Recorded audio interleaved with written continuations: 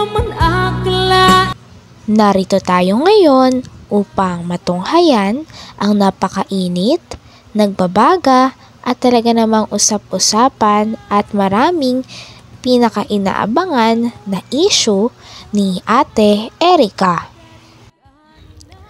Tinanong nga ni Kalingap Val Santos Matubang ang mama ni Ate Erica kung ano daw ba ang gusto nitong mangyari dahil sa mga sinasabi nito ay medyo lagpas na sa mga linya. Sabi naman ng mama ni Ate Erica ay ang gusto niya lang daw ay patahimikin ang kanyang mga anak at huwag nang i-vlog ang mga bagay na hindi naman sila involved. Kaya sana wag na rin daw silang interviewin ni Kalingap Val. Sobra po. Paano po ninyo malalaman kung kami po ay akala po pa ninyo, okay lang kami? Opo. Hindi po, manood po kayo ng mga reactor ninyo kung ano pong pagkatao ng anak ko dun. Opo. Diba po? Unawaan ko po naman yun. Yun yung bata, Kuya Val, kasi nag-aaral, kawawa naman. Siya nga po, naintindihan ko po yun. Totoo po, sa school yung anak ko, grabe. Lang yung inaasahan ng bata na Oo nga po. punta man siya sa mais na buhay. Po, tigilan na po ninyo kami. Nag-aaral na rin Kung kayo po ay sa magulang ko, kayo po ano, magana po kayo Oo, kami. umiiyak dito yan pag naririnig mo. Wag ka na kayo Akala, di ba Kuya Val, no? Akala ko ba, mahal na mahal niyo si Erica, ayaw niyo si Erica, di ba? Lahat, ano ninyo si Erica. Ate, kung mayroong gustong ipaayos sa amin, parinig, ano man, ako na kontakin, huwag na sa iba. Huwag na sa ibang mga vlogger. Ngayon, tapos na po yan, sir. Ayusin lang po ninyo yung mga rektor. Huwag na po kayo magano. Kung meron pa kaming marinig dyan, huwag ko na po kung ano. Narinig pa na po ninyo na yung masasabi ko. Kaya andito ako para ayusin natin yung problema. Diyan kami nag-aaraway eh. Hindi niyo po alam ang punot dulo. Hayaan mo na po sila. Hayaan niyo po kami. Yun lang po ang hiling namin. Opo, naiintindihan ko po yun. Siyempre, masakit naman sa bata na kinokontent. Mas ina, durong na po yung ano ko. Grabe yung anak kong umiiyak. Hindi siya eh siyempre, ako ina. Kahit di ba nung nag-ano ko, talagang sumingi talaga ako para matigil yung mga reaktor na yan eh. Kahit ayaw na pinipigilan ako ni Misa Kanikite kasi matagal na daw eh. Eh gusto ko talaga matigil kayo kasi minsan po nagre-react kayo kay Kikay, hinahanap ng mga tao. Di ba may nagko-comment din masasakit, walang kwenta, walang ano yung mga anak ko, di ba? Opo. Mukhang pera. Anong perang binigay ninyo sa anak ko? Di ba 31 vlog, may hiningi ba po kami sa inyo? Wala po kami hiningi sa inyo, di ba? Ang gusto lang po na nahingi, kung may nagtao sa amin, may nagtulong, wala na po yun, hindi na po namin kayo iniintindi, wala na po kami. Kami po ay nagpapasalamat sa inyo at natulungan niyo si Erica. Opo. Kami yun na lang po ang pinakaano namin sa inyo. Maraming salamat po. So ate, ito lang, kung sakali meron kang mga gustong iparating sa amin, sama ng loob, huwag ka nang kumuntak sa ibang vlogger po kasi lalong lumala ang issue. O sir, ano po? Hindi po kasi yun, sa sobrang kulang pong inis talaga kasi parang, siyempre nakapanood ko yan si Kuya, ano na yan.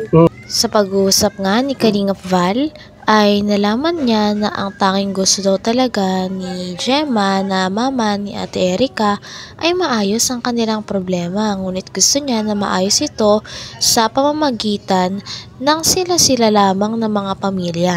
Ayaw niya na daw talaga na gawin ito in public kaya pinapakiusapan niya nga si Kalingap Val na wag na nga mag-vlog tungkol kay Ate Erica dahil gusto din nila ng peace of mind at ayaw na nila na mas lumala pa ang gulo na nangyayari.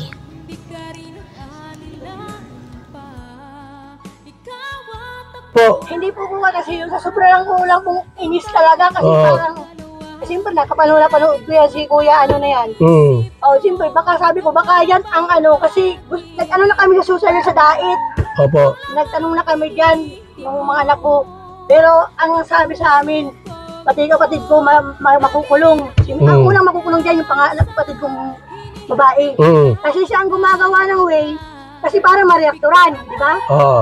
Pati kung sino man lang nagbalbawala oras sa mga anak ko, yun di maladamay. Pero inano namin kasi ayaw namin ng gulo. Pero kung tutulungan kami na may matulong sa amin sa Maynila, diretso namin. O yun ang gusto kong sabihin, isampulan kung sino man gusto sampulan. Siyempre, magulang mo, makukulong din yan. Ay, totoo lang po. Gusto mo makulong sila? Ay, kung gusto lang po nila, kung sila po talaga nila gusto na away. Ito ate, last vlog, ate, Kuya Bal, huwag na po Opo. kayo. Ate, okay natin may ibag natin para alam ng bawat isa. Wala kaming gustong makulong. Ang gusto namin, ayusin namin ang sarili namin. Yan, yung maganda roon. Ayusin natin yung problema. Kuya Bal, kuya, huwag na Ate. mag-video. Ate, okay na natin yan para alam natin. Halika. Ayaw mo makipagbati sa magulang mo? Ay, sila ang nag-umpisang nagalit sa amin, hindi kami. Babay kang tao. Oo nga po. Sila nagsusuta namin at gusto sa iba. Ayun lang. Ayun lang gusto sabi ko. Pero po, may chance pa na pwede magpag-ayos. Wag muna. Kayo po ang may bahala na po kayo. Kung gusto ko nyo tulungan sila, tulungan nyo. Pero kung wag na ninyo itatama yung anak ko.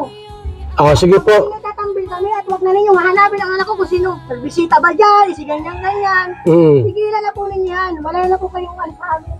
At kami, kontento na rin kami kung inano niya kami, inakuwi kami. Kami mabuhay mag-isa. Ayun lang po.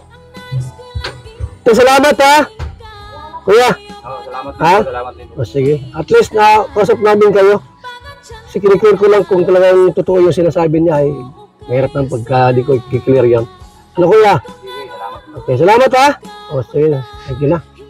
So ito mga kalingap, kung gusto na po ni Gina, ay huwag nang i-thumbnail si Erica. Walang problema sa atin. Diba? So, family problem yan eh. Salamat po mga kalingap. Ang pag-usap nito ni Kalinga Val Santos Matubang at ni Gina ay sa huli, naintindihan din ni Kalinga Val at ni Ate Gina ang isa't isa. Sinabi din ni Kalinga Val na ito na rin daw ang pinakahuli na magiging content niya tungkol kay Ate Erica.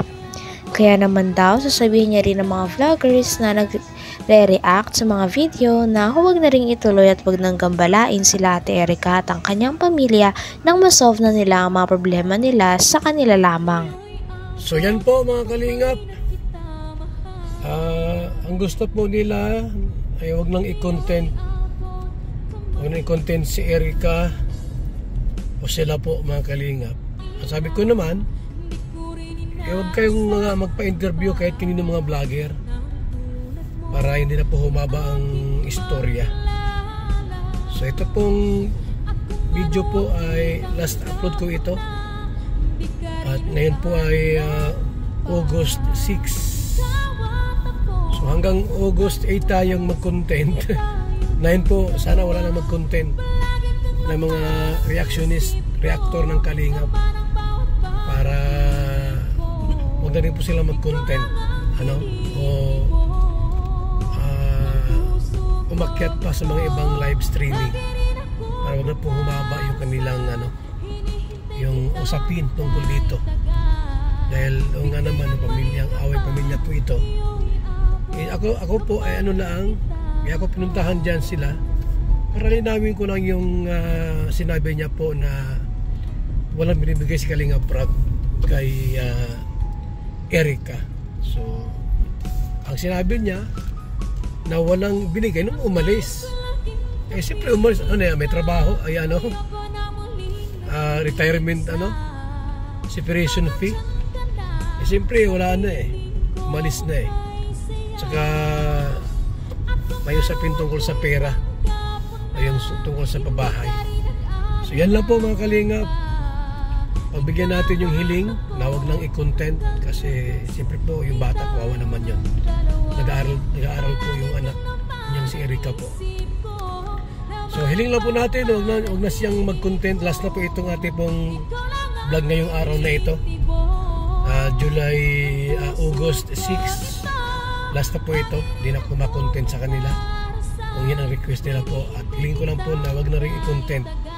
Huwag silang umakyat sa mga live streaming ng mga ibang pasaway na mga reactor na ang hangad lang po ay guluhin.